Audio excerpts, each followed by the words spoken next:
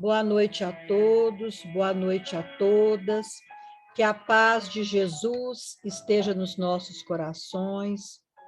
Que neste instante nós possamos deixar as nossas preocupações lá fora para agradecer a Deus pelas bênçãos deste momento. Desta terça-feira, 12 de outubro de 2021, onde mais uma vez realizamos virtualmente mais uma reunião pública do Grupo de Assistência Fraterna. Neste instante, nós convidamos a todos para fecharmos os olhos para o mundo que nos cerca, para conversarmos com Jesus e com Maria nesta terça-feira, em que a humanidade, principalmente o Brasil, né, reverencia a Mãe de Jesus. Mãe amada, Mãe querida de todos nós, neste instante em que abrimos mais uma reunião pública do Grupo de Assistência Fraterna, nós queremos te agradecer pelas bênçãos sobre o nosso país, pelas bênçãos a todas as crianças do nosso país, pelas bênçãos que são depositadas a cada manhã em nossas vidas, nos fortalecendo para prosseguirmos sempre com passos firmes e cabeça erguida. Abençoai, Mãe Aparecida, com muito fervor, todas as pessoas que aqui se encontram nesta sala virtual e seus familiares. Que a vossa misericórdia possa também envolver o nosso querido palestrante dessa noite, Emídio Brasileiro, para que ele seja inspirado nas palavras que necessitamos para, a cada dia, aumentar a nossa fé, a nossa resignação e a nossa persistência e certeza de que dias melhores virão. Em seu nome, Mãe Santíssima, nós declaramos aberta a nossa reunião, orando juntos a oração que o anjo te saudou. Ave Maria, cheia de todas as graças, o Senhor é convosco. Bendita sois vós, Senhora, entre todas as mulheres deste mundo, pois bendito foi o fruto do vosso ventre, nasceu nosso amado Mestre Jesus. Santa Maria, Mãe de Jesus, rogai a Deus por nós que somos grandes pecadores, agora e na hora de nossa passagem para a pátria espiritual e por toda a eternidade. Sê conosco, Senhora, durante esta reunião e principalmente em nossas vidas. Que assim seja. E agora, com muita alegria, nós anunciamos a palavra do nosso companheiro das lides espíritas, esse professor, esse ser humano que há tantos anos acompanha o nosso grupo de assistência fraterna. Com a palavra, o professor Emídio Brasileiro, para suas considerações e reflexões sobre o Evangelho do meigo Rabi da Galileia.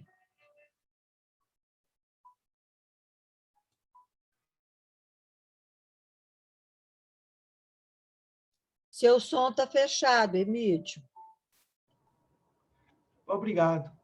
Desejamos a todos uma ótima noite, uma excelente semana. Nós escolhemos duas parábolas que têm afinidade. A parábola do tesouro escondido e a parábola da pérola. E na nossa obra, o Tratado dos Evangelhos, nós fazemos um comentário só. Mas, em termos de palestras, eu tenho uma palestra só sobre o comentário da parábola da pérola e outro comentário somente com a parábola do tesouro escondido.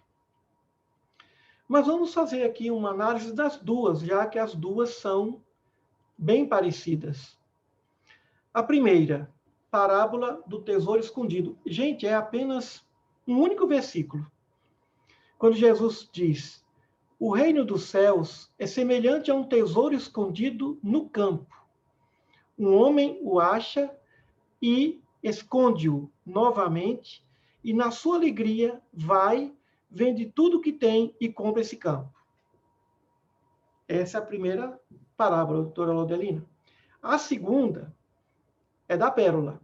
O reino dos céus é também semelhante a um mercador que anda à procura de boas pérolas. Tendo encontrado uma pérola de grande valor, vai, vende tudo o que possui e a compra. Então a gente percebe que são parábolas semelhantes, mas com algumas diferenças. Enquanto que na parábola da pérola tem o mercador que vai ao encontro, que busca boas pérolas. Na primeira, do tesouro escondido, um homem acha e esconde o tesouro novamente. E aí vai e vende tudo para comprar aquele campo por causa do tesouro. É evidente que, se esse homem encontrou o tesouro, o que estava a procurar? E aquele princípio, busca e acharás. O fato é que Jesus compara o reino dos céus como algo de muita importância, de muito valor. E o indivíduo considera de tal maneira esse valor que ele sai dali, reconhece esse valor supremo e vende todas as pérolas, vende tudo por causa desse tesouro, dessa grande pérola. Então, Jesus coloca no primeiro momento que o tesouro estava escondido. No segundo momento, foi encontrada uma pérola de grande valor, que devia estar na mão de alguém. E depois ele compra. Compra porque alguém vendeu. Alguém quis vender. Então, para poder adquirir o tesouro, alguém teve que vender o campo. Para poder adquirir a pérola de grande valor, porque tem gente que não vende a pérola de grande valor. Aquela joia, isso aqui não se vende, né? Então, para adquirir essa preciosidade, a grande pérola ou o tesouro, alguém teve que ceder. Alguém cedeu. Isso já demonstra que não se adquire o reino do céu sem que alguém não nos ajude. Vai comprar o campo da mão de quem? E vai comprar a pérola da mão de quem? Então, nós precisamos de alguém para nos ajudar a adquirir esse tesouro ou essa grande pérola. Muitas vezes nós pensamos, então nós vamos ao encontro da pérola, ao encontro do tesouro. Mas poderíamos pensar também, será que não é o tesouro que nos atrai? Será que não é a pérola que nos atrai? Será que nós buscamos ou somos buscados pelas verdades, pela grande verdade? Foi o que o Santo Ambrósio questionou a Santo Agostinho. Quando Santo Agostinho disse para Santo Ambrósio, nós vamos ao encontro da verdade. E Santo Ambrósio disse, não, é a verdade que te acha. É a verdade que vai te encontrar. Diferente da máxima do busca e acharás. Muitas vezes nós somos encontrados, como ocorreu com o apóstolo Paulo. Ele foi buscado por Jesus. Ele não estava ali em busca de Jesus, ele estava ali em busca de cristãos para prendê-los, questioná-los e, quem sabe, puni-los por serem cristãos. Então, muitas vezes não somos nós que buscamos e encontramos. Somos buscados e encontrados. Muitas vezes esse tesouro escondido está dentro de nós, como o próprio Mestre disse. O reino dos céus está dentro de vós. E ele está na intimidade da nossa consciência, e na intimidade dos nossos corações. Então, essas duas parábolas, elas representam uma síntese da evolução espiritual, né? As duas são comparadas com o reino dos céus. Jesus buscando, através de parábolas, ou por meio de parábolas, alegorias, simbolismos do nosso dia a dia para demonstrar a importância. E ele lá na frente diz: buscai o reino dos céus e sua justiça, e as demais coisas vos serão acrescentadas. E esse reino dos céus também pode ser comparado ao esplendor de uma consciência moral e de todas as consequências dessa consciência moral que está devidamente alinhada com as leis morais. E isso simboliza a jornada evolutiva do espírito. O espírito evolui, adquire atributos intelectuais e morais por meio do processo do autoconhecimento, do trabalho e por meio de todo um processo encarnatório. E sem esse trabalho e esse autoconhecimento, não é possível encontrar ou desenvolver esses atributos. O reino do céu seria, então, a síntese de todos os atributos. Seria o tesouro escondido. O tesouro não tem apenas um único bem. O tesouro tem ali pérolas, tem joias, tem dinheiro, tem escrituras, tem tesouro, né? Envolve riquezas. Então, todos nós estamos no campo da evolução espiritual. Todos nós estamos no campo e a caminho, em busca, e somos colecionadores de pérolas, de virtudes. Nós temos virtudes. Mas parece que Jesus diz que ao encontrar uma virtude maior, nós vamos deixar que as demais sirvam a essa virtude. Essa virtude maior, muito sintonizada com a lei de amor, justiça e caridade. Então, não podemos fugir dessa lei da evolução. É a única fatalidade que existe no mundo da imanência, a evolução. Ninguém pode dizer, não vou evoluir. Não há como fugir da lei do progresso. A perfeição espiritual, ainda que seja relativa, a perfeição é o tesouro que nós buscamos. Claro que esse tesouro existem suas infinitas dimensões, em várias dimensões. É como o estudante que a cada ano ele aprende um pouco mais. A cada ano ele adquire um tesouro do conhecimento, até chegar à sua formatura. Então, enquanto que a parábola da pérola fala do encontro do colecionador de pérolas, o outro encontra. Agora o detalhe, ele vai juntar tudo para comprar o campo, porque ele não vai dizer para o dono do campo que tem ali aquele tesouro. Isso significa a importância daquele tesouro, o valor daquele tesouro, né? O valor e importância. Falando aí da questão do anonimato. Quantas virtudes devemos buscar e conquistar anonimamente, sem espalhar, sem divulgar, né? O negócio que é feito de forma anônima, de forma singela, de maneira discreta, né? E também não há como obter esse tesouro de forma desonesta, não vai tomar o campo, nem vai furtar ou roubar a pérola. O mérito é vender para comprar, ou seja, comprar, fazer um negócio lícito. A compra e a venda é um negócio lícito. Não se trata de querer furtar a pérola, roubar a pérola por ter grande valor, ou furtar o tesouro por ser um tesouro. Então, Jesus aí nessas duas parábolas, ele fala a respeito da questão da licitude, adquirir com o que tem.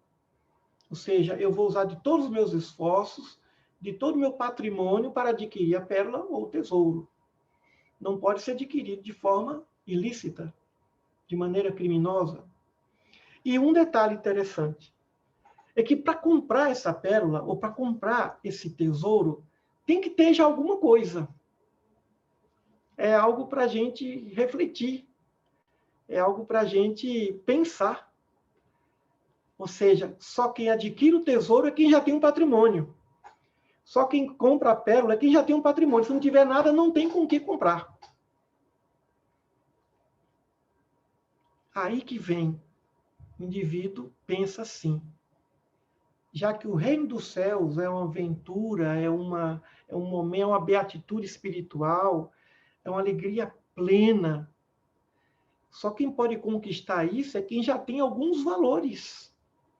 Se tiver devendo, ou se não tiver patrimônio, não vai comprar o campo e não vai adquirir a pérola de grande valor.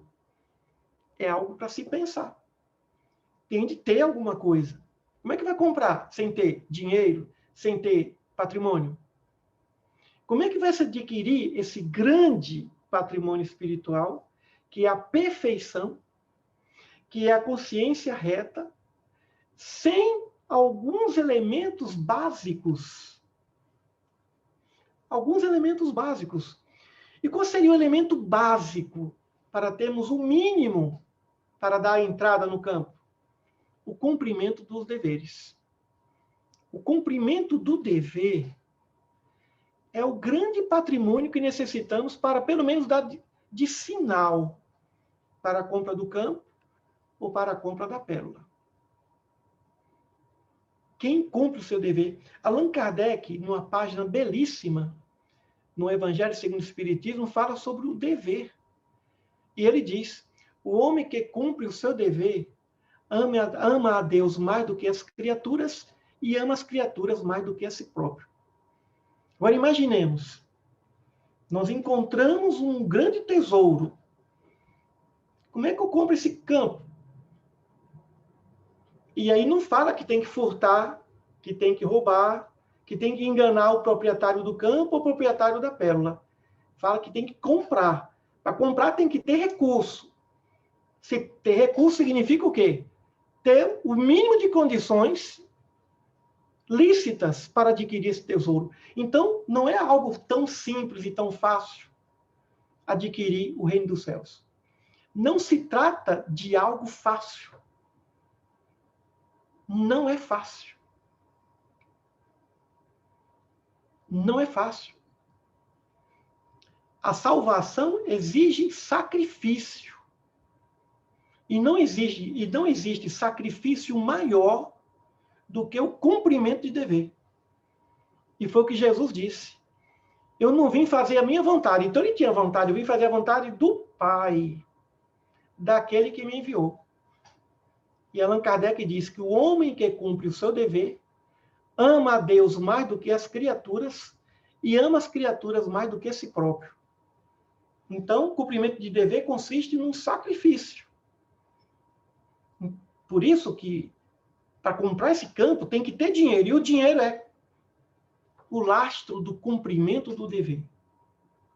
E cumprimento de dever não se trata de santidade. Muitas vezes nós chamamos de santos, gênios ou heróis aqueles que somente cumpriram os seus deveres. Para ser santo e anjo, tem que ir além do dever. É como aquele profissional que vai além do seu dever profissional no seu ambiente de trabalho. É o que o Espírito Sansão diz. Amai muito para seres amados. É preciso, é necessário se trabalhar muito para poder chegar lá. A renúncia é muito grande. Não se trata de uma renúncia, de uma pequena renúncia, de um pequeno sacrifício.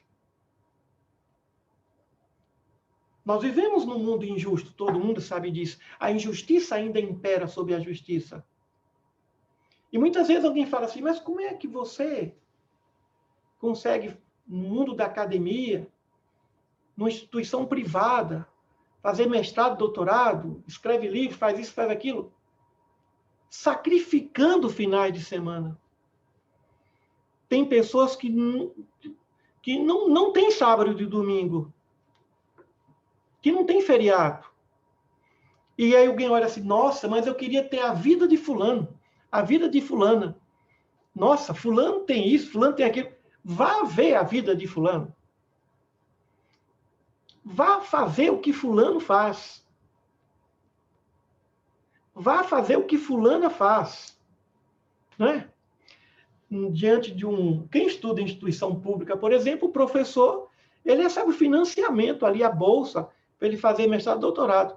A doutora Laudelina sabe disso, que numa instituição particular, o indivíduo faz sua pós-graduação com o seu próprio recurso e não tem tempo livre, usa do seu... A doutora Laudelina, que já fez o doutorado, usa do seu sábado, do seu domingo, feriado, noites, madrugadas, né? Então, não é tão fácil assim, né?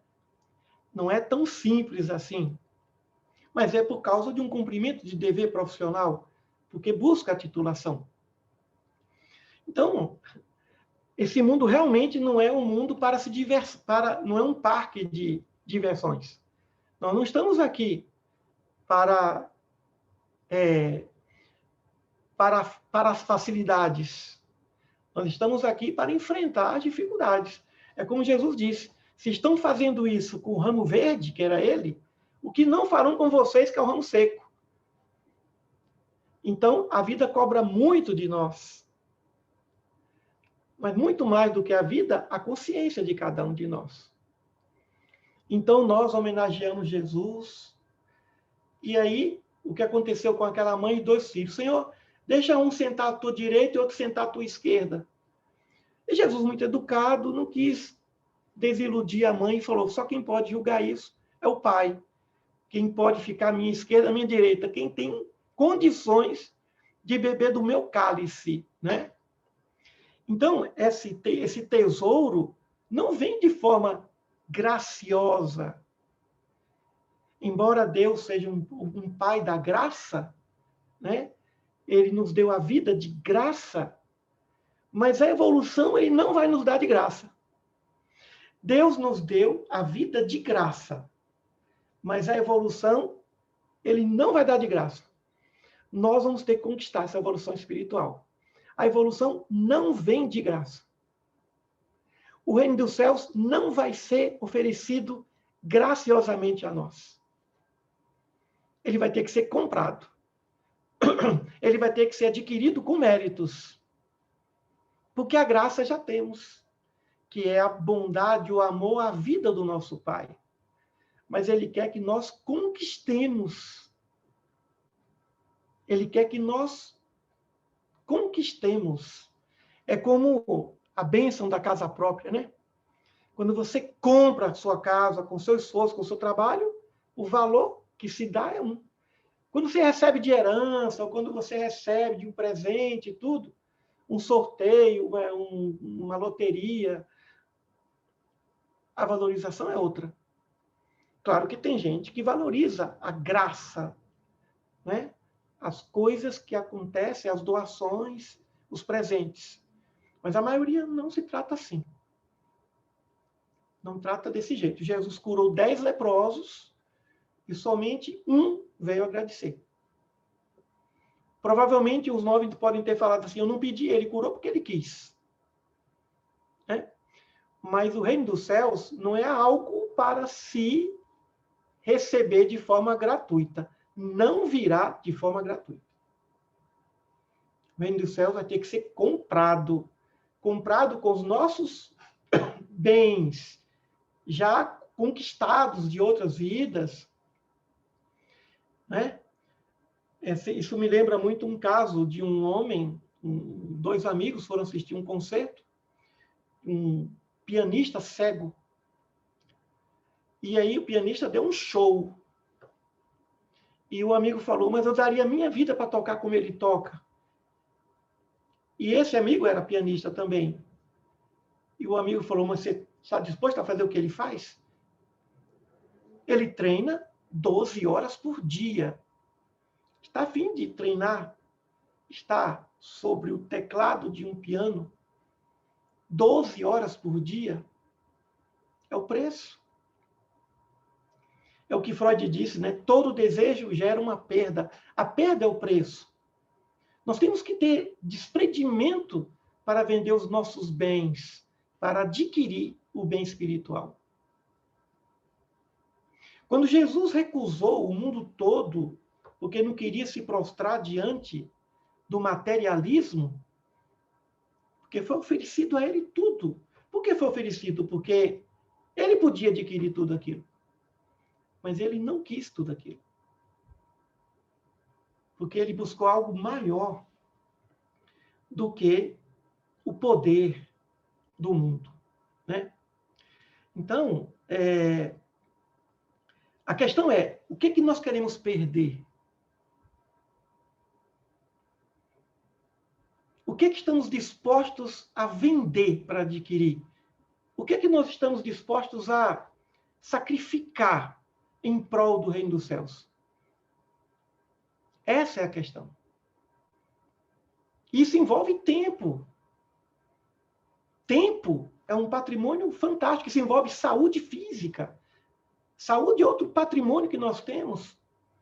Isso envolve inteligência, atributos intelectuais e morais, para nós termos esse reino dos céus. E reino dos céus significa a plenitude de uma consciência iluminada, de uma consciência pacificada, de uma consciência em sintonia com a consciência do Pai, com a consciência divina. Isso tem um preço. Para estarmos bem com a consciência, temos que contrariar muitas vezes o coração. Quem está em condições de contrariar os anseios do coração em detrimento da paz consciencial? A paz consciencial envolve sacrifício do ego, sacrifício do coração, dos sentimentos, das relações interpessoais. Então, preço da cruz é muito alto. Aquele que quiser vir após mim, tome a sua cruz, renuncie a si mesmo e siga-me. O moço rico não queria vender seus bens. Olha, era um moço virtuoso. Tinha todas as virtudes, só faltava o desapego. Se queres ser perfeito, vai, vende tudo que tem, agora me segue. Não, mas isso é muito para mim, eu não vou fazer isso. Então, temos que superar, como dizem os nossos irmãos orientais, o apego. O apego.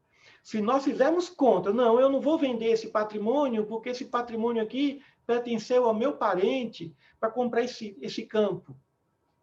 É para vender tudo para comprar o campo. É para vender tudo para comprar a pérola. Ou seja, renunciar não significa desistir de uma coisa pequena por outra grande. Ou melhor, de uma coisa grande por uma coisa pequena. É desistir de algo que você vai julgar pequeno. Que é uma coisa que nós valorizamos muito, mas muito, muito, muito. Riquezas materiais, fama no meio social e poder. O poder ainda é maior, ter poder sobre as pessoas. Valorizamos demais o poder. Isso do ambiente familiar ao ambiente político generalizado. O poder é algo que nos fascina. E Jesus renunciou a esse poder. Ele podia tudo, mas ele renunciou ao poder para assumir o seu compromisso com o Pai na cruz. A cruz de Jesus simboliza a sua grande renúncia. Como ele disse a Pilatos, se eu quiser, se eu desejar, o Pai me manda algumas legiões de anjos e isso resolve. Bastava só um anjo que resolveria tudo. Ele renunciou ao poder. E um poder espiritual. Não estamos falando aqui de poder material, mas poder espiritual. Por isso que o que nós estamos dispostos a perder para nós adquirirmos esse tesouro que está escondido em nós, que se chama consciência. E ela passa a ser tesouro realmente quando ela fica iluminada pelo cumprimento do dever. Adquirir também não é tão simples, mas também não vai ser tão simples manter esse tesouro, administrar esse tesouro. Então, estamos falando em aquisição, mas agora depois vem a manutenção do tesouro. As amizades, a família,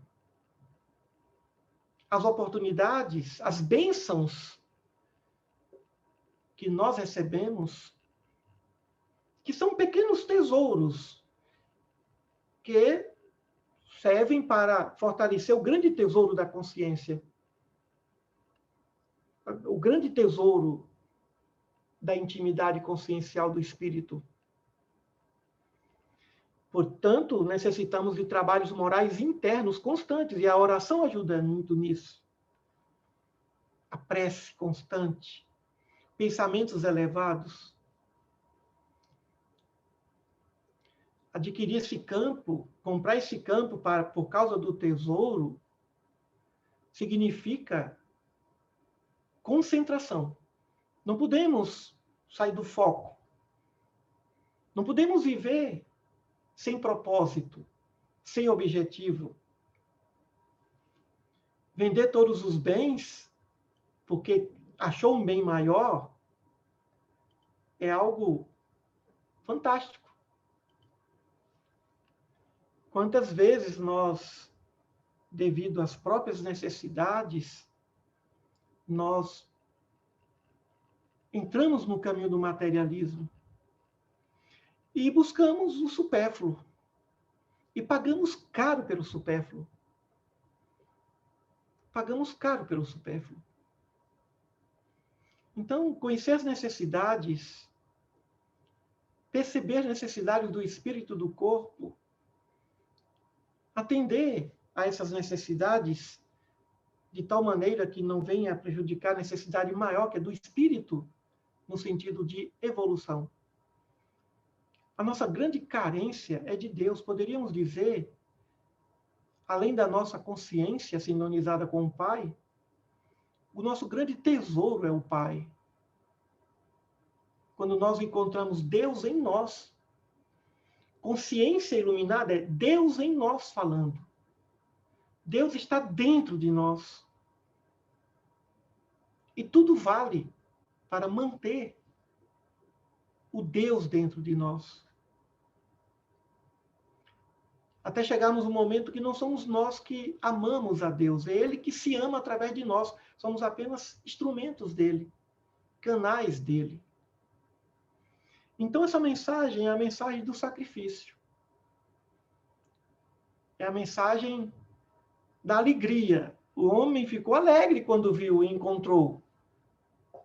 Mas a alegria consistia em algumas perdas. Na tristeza de ter de vender o que tem. Mas aí que está. Renunciar é desistir de uma coisa menor por outra que nós valoramos e valorizamos.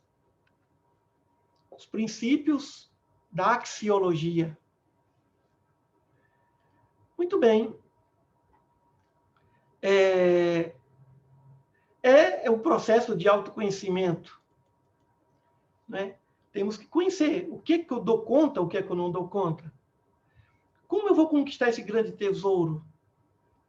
Através de alguma virtude. As virtudes são muito ligadas, estão interligadas. A paciência nos leva às demais, a humildade nos leva às demais, a ordem interior nos levará às demais. Todas as virtudes estão intercaladas, não há uma virtude separada da outra. O que existe em separado é o foco. Eu vou manter o foco nesse tipo de atitude virtuosa. Manter o foco.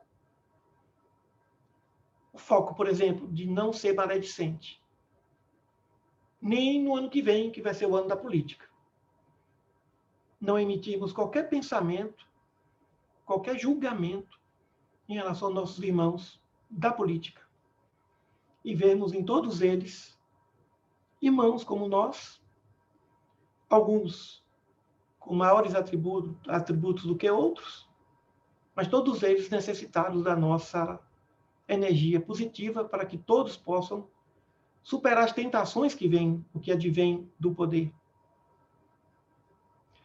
Todos os dias nós encontramos tesouros escondidos e pérolas de grande valor na intimidade da consciência. Isso durante a convivência com o próximo. A gratidão é uma grande pérola, o amor, a tolerância, o carinho, a fidelidade que as pessoas têm conosco são pérolas de grande valor. Então nós precisamos parar e pedir a Deus forças, proteção, aos bons espíritos, para que eles nos ajudem, para que eles nos socorram, no sentido de nos dar sabedoria, para termos forças para renunciar em favor dessa pérola de grande valor. Quanto o estudante renuncia em suas horas, o concurseiro, por exemplo, o Vinícius aqui que está me ouvindo, o concurseiro, por exemplo, quanto que ele renuncia para estudar na solidão de uma biblioteca ou do seu aposento. Não é, Vinícius? Você que está nos caminhos do concurso, como é um trabalho solitário, quantas horas, dias, finais de semana. Nós precisamos encontrar forças, pedir a Deus forças para chegarmos a atingir os objetivos. E temos um concurso maior, que é o concurso da ascensão espiritual. Isso requer muitos momentos de solidão, de anonimato, muitos instantes de reflexão que ninguém vê, que muitas vezes não dá para compartilhar com as pessoas mais próximas, senão com Deus. E vem o salmista dizendo, entrega o teu caminho, Senhor, e confia nele, e ele tudo fará. Temos que confiar nisso. Confiar nisso. Se nós temos a renúncia pela frente e o sacrifício, nós temos a ajuda, a bênção é muito grande. A ajuda é muito grande. Se a evolução não virá de graça, mas não virá sem assistência. Não virá. O processo, o programa evolutivo do espírito não ocorre sozinho ou sozinho. Os espíritos estão aí para nos ajudar. E só termos ótimas companhias espirituais já é um grande presente. Então, na verdade, nós somos as grandes pérolas de Deus. Cada próximo, cada pessoa aqui do século são pessoas, são tesouros que Deus põe em nossos caminhos. Mas estamos falando aqui não são apenas desse tesouro, mas do grande tesouro que é da autoiluminação, que é da iluminação da consciência, da auréola espiritual. E em decorrência disso, tudo acontece. Em decorrência disso, nós sentimos o grande amor do nosso Pai. Por isso que essas parábolas tão simples, né, nos levam a não desistirmos, não esmorecermos diante dos obstáculos. Quando Jesus comparou o reino dos céus com tesouros e pérolas, ele nos ensina que todo sacrifício é em prol da nossa evolução e da perfeição espiritual. E todo sacrifício é válido. A perfeição consiste em não desistirmos desse tesouro. E ainda que nós desistamos, ele não vai desistir de nós. O Pai não vai desistir de nós. O amor de Deus não desiste de nós. O tesouro está lá, cintilando. A pérola está na mão. A pérola de Deus está na mão de Jesus. E ele veio aqui e nos entregou essa pérola. E precisamos fazer de tudo para conquistar essa pérola. essa pérola não vai ser doada. A parábola não diz que o dono da pérola, devido à empolgação do colecionador, ofereceu de graça. O dono do campo não deu o campo de graça. Você vai ter que conquistar. Com trabalho, com disciplina, com devoção, espírito de sacrifício, renúncia e persistência. Paciência e perseverança. Então, estamos já no final desse ano, atravessamos ainda o nevoeiro da pandemia, há muita falta de alegria, o que nós chamamos de depressão é tristeza mesmo, tristeza contínua. Na verdade, o problema não é a tristeza, não é a depressão. O problema é a falta de alegria, a falta de motivação. Às vezes o indivíduo não está triste, mas também não está motivado, não está motivada, não está alegre. Eu assisti a um seriado muito violento, que no final alguém perguntou, você sabe a diferença de quem não tem dinheiro e de quem tem muito dinheiro? O que existe em comum, aliás? Você sabe o que existe em comum daquele que não tem dinheiro nenhum e que tem muito dinheiro? Não tem vontade de viver. Aquele que é muito rico tem em comum, em relação àquele que é muito pobre, não tem vontade de viver. Há muitos zumbis espirituais. Quando a gente fala em suicídio, há muito suicídio aí. O indivíduo só não tirou a vida física, mas ele perdeu o ânimo para viver. Ele perdeu a motivação, a alegria de viver. Há uma diferença entre o que tem alegria, o que não tem alegria, o que sente tristeza, o que cai na depressão, que é a tristeza persistente. Então, com essa pandemia, há muita tristeza. Perda de entes queridos, ciclos se fechando, ciclos se abrindo. Mas o que a gente percebe, não é só agora, mas o tempo inteiro na Terra, é que a ausência da verdadeira alegria existe. E aí nós buscamos as alegrias aparentes, né? As festas, as alegrias, os aplausos, reconhecimentos, que nos dão naquele momento uma euforia emocional. Mas estamos falando de alegria profunda, que a caridade, somente a caridade pode nos dar. Caridade, serviço ao próximo em todos os níveis, pelo pensamento, como já dizia Santo Agostinho, apóstolos do pensamento, ou em ação, através do serviço. Então, são algumas dessas reflexões que essas parábolas nos ensinam. E o que nós precisamos? Sentimos alegria com as pequenas coisas. Alegria ao vermos uma flor, alegria diante do sorriso da criança, alegria por acordarmos, alegria por estarmos aqui, alegria por termos o mínimo. Sabemos sentir a satisfação por tantas coisas, por enxergarmos, por caminharmos, por termos uma saúde mental. Quanta gente daria tudo que tem para enxergar de um olho só, para termos duas pernas, para termos o que nós temos. Então precisamos dessa alegria. É muito interessante assistirmos às Paralimpíadas, né? As Paralimpíadas. Um rapaz que ganhou várias medalhas de ouro, de prata, sem braços, nadando só com as pernas e a cabeça. São muito mais valiosos do que os atletas das Olimpíadas convencionais. É um processo de autossuperação impressionante. Quem teve a oportunidade de assistir, vê lá a alegria de conquistar, nem só de conquistar a medalha, mas de estar lá, só em estar lá, já são campeões. Né? Então, todos nós somos campeões em alguma coisa, em alguma área, e precisamos agradecer a Deus por isso, e sentimos, e muitas dessas tristezas vêm da ingratidão, não reconhecemos a bênção. Então, o caminho muito fácil de sermos alegres é o caminho da gratidão. Sermos gratos por tudo e por todos.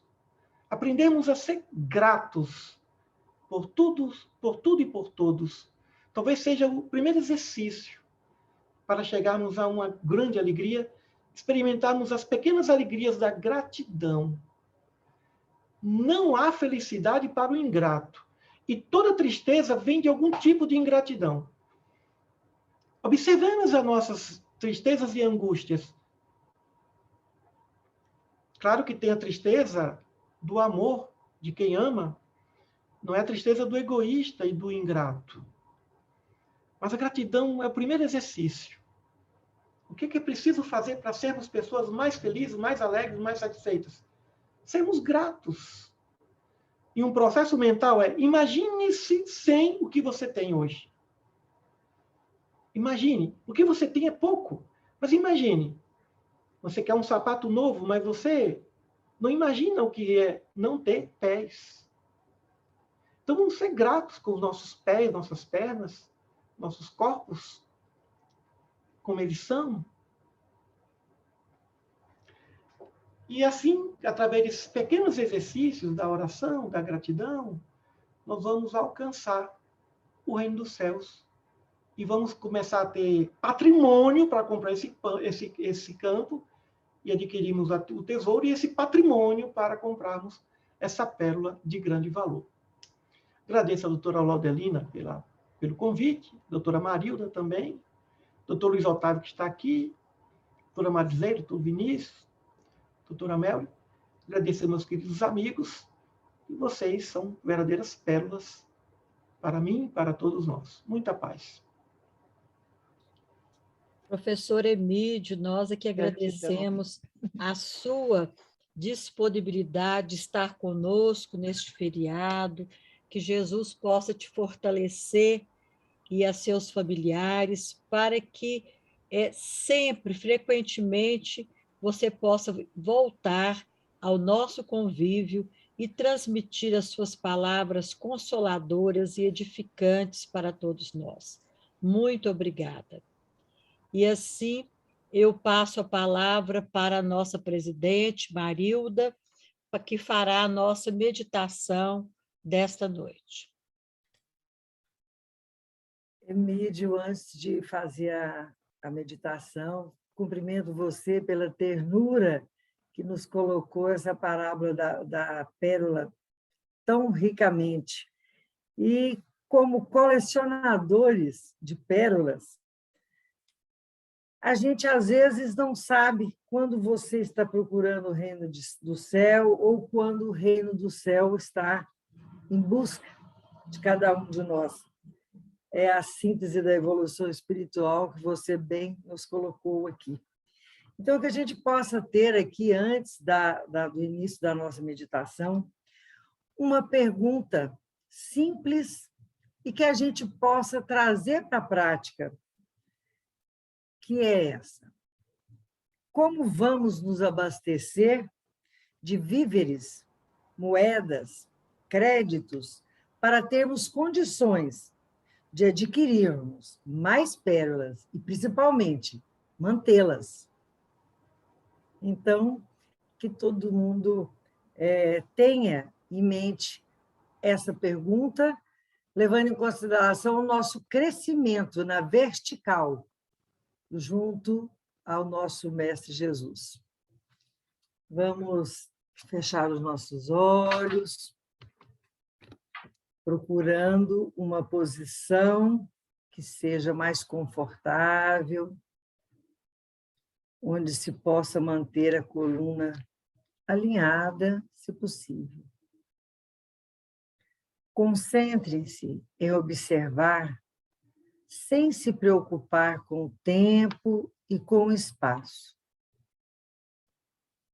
Vamos começar com o processo de internalização, trazendo sua consciência para a sua respiração.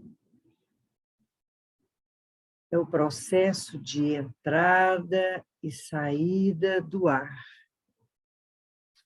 A respiração como um elo que nos conecta ao nosso corpo a nossa mente e nossas emoções. Embora a respiração seja um processo simples, fácil, nós podemos tirar daí muitas sensações que podemos perceber. Existe a temperatura do ar na entrada dos pulmões, das narinas, o ar que entra, o ar que sai, ora mais quente, mais frio. Existe a sensação do movimento dos seus pulmões ao se encherem de ar e deixando o ar entrar, ao enchermos os pulmões e deixando ele sair. É a consciência da respiração. E agora, respirando mais uma vez, lentamente, nós podemos entrar em contato com a nossa mente, com a nossa consciência. Respirando calma e profundamente, vamos procurar todo excesso de bagagem, toda sobrecarga, todas as emoções acumuladas, sentimentos. Vamos observando como se fossem telespectadores de nós mesmos. Cada sentimento, cada emoção, acolha-os, um a um. Agora, mergulhe como se estivesse no fundo de um oceano que ameniza, que tranquiliza e acalma o interior. E ali, naquele ambiente morno, salutar, visualizem pétalas de rosa que deslizam sobre a superfície das águas sem ondulações, calmas, tranquilas, apenas embelezando com suas cores e com sua maciez, deslizando. E você ali, sentindo aquela suavidade, a ternura do Criador perpassar por onde estamos naquelas águas cristalinas. Da mesma maneira que essas pétalas naveguem suas emoções, sem julgamentos, sem nenhum julgamento, mas atentos a tudo o que acontece. Porque é preciso ter foco, ter atenção, para conseguirmos as moedas, para adquirirmos mais pérolas, para estarmos mais perto do caminho do nosso Mestre Jesus.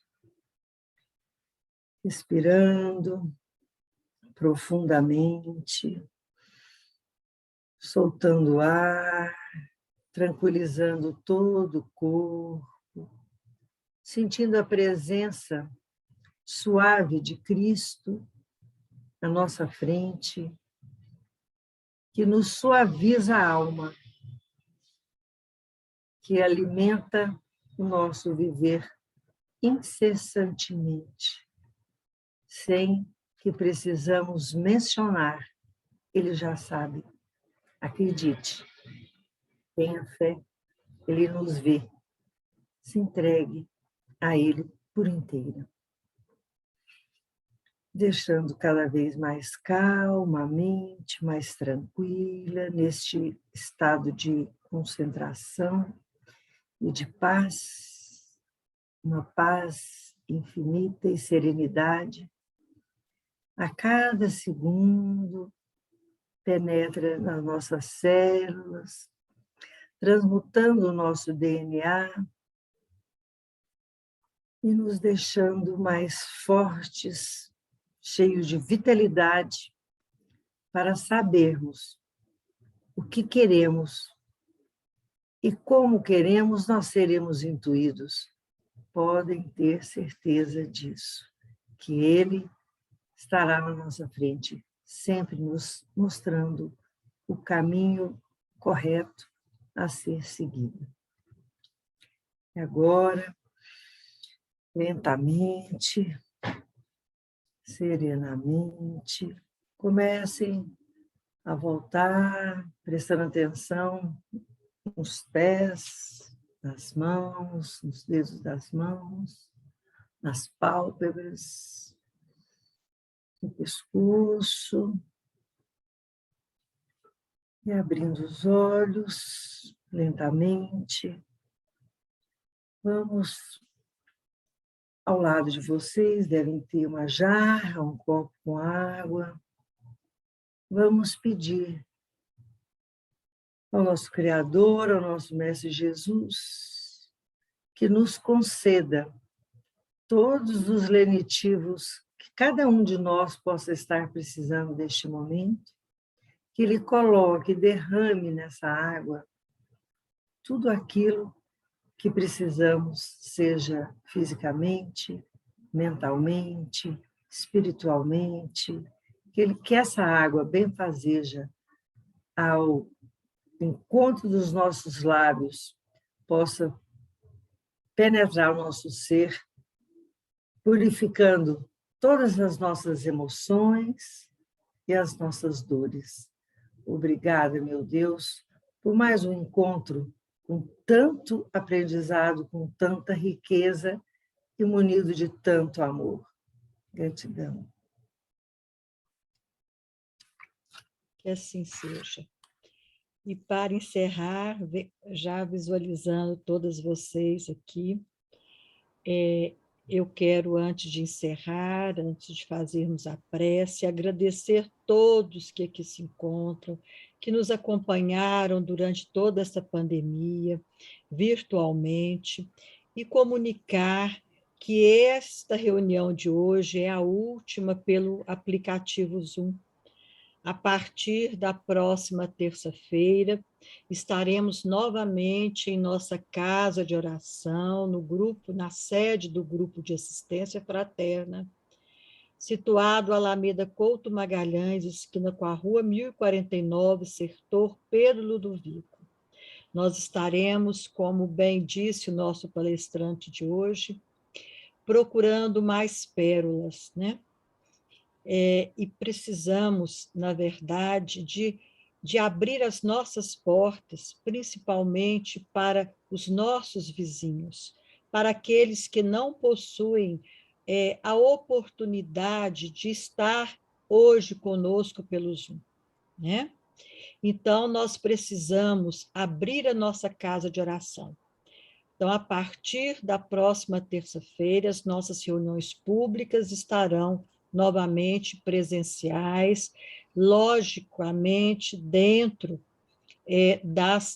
de todas, né, todos os cuidados sanitários necessários, todos de máscaras, né, e com álcool gel na entrada, com medição da temperatura, com o distanciamento necessário, mas nós estaremos promovendo esta reunião em nossa casa.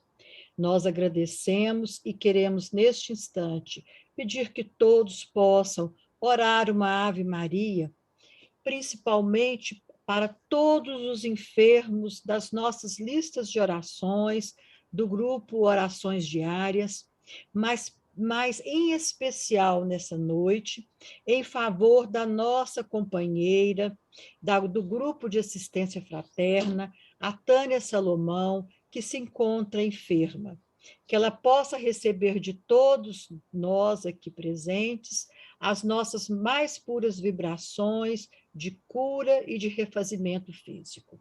Então, vamos todos juntos orar mais uma vez, nesta terça-feira, dedicada à Mãe Aparecida, a oração da Ave Maria, que o anjo saudou Maria, né? Ave Maria, cheia de todas as graças, o Senhor é convosco. Bendita sois vós, Senhora, entre todas as mulheres deste mundo, pois bendito foi o fruto do vosso ventre, nasceu nosso amado Mestre Jesus. Santa Maria, Mãe de Jesus, rogai a Deus por nós que somos grandes pecadores, agora e na hora de nossa passagem para a pátria espiritual e por toda a eternidade. Sê conosco, Senhora, hoje, agora, amanhã e sempre. Que assim seja.